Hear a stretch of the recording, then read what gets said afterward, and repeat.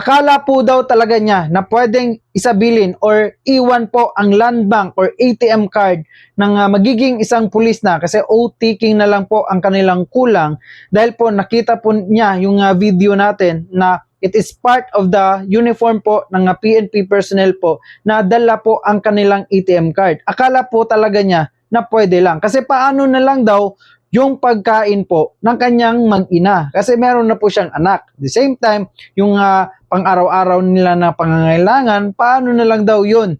Sir, ganito po yan. Kayo na po talaga ang magdidiskarte niyan kung papasok ka na po sa loob po ng training center. Kayo na po talaga bahala. Magpapatulong ka ng inyong meron kang mama mo or papa mo, magpatulong ka po talaga na alalayan po yung pamilya mo. Or kung meron po kayong ipon or kung meron ka nga pwedeng mahilaman ng pera para po pang-sustain lang po talaga. At least mga 3 or 4 na buwan. Kasi after nyan, pwede naman sila makapag-diskarte nyan para makapapadala. Kasi ginawa din namin yan noon. Ito kasi nangyari din po sa batch namin na iniwan po talaga ng classmate namin yung ATM card niya na land bank. At bawal po yun.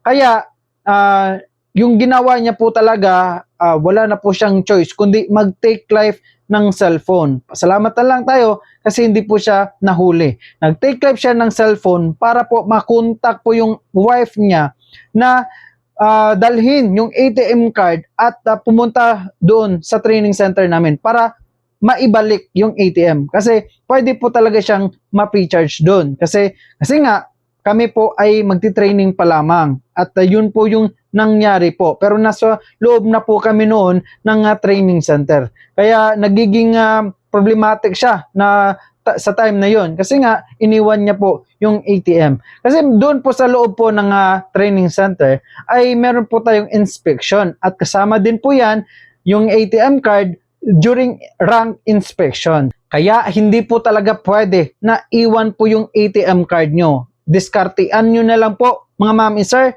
yung mga naiwan nyo pong pamilya. Kasi yan po talaga ang realidad. At least man lang na-inform ko po kayo para ay hindi po kayo magka-problema kung sakali po ay papasok na po kayo sa loob po ng training center. Kaya good luck po sa inyo sa magiging o-taking niyo sa susunod na buwan kasi yan na lang po talaga yung hinihintay po natin. And congratulations po sa inyo in advance.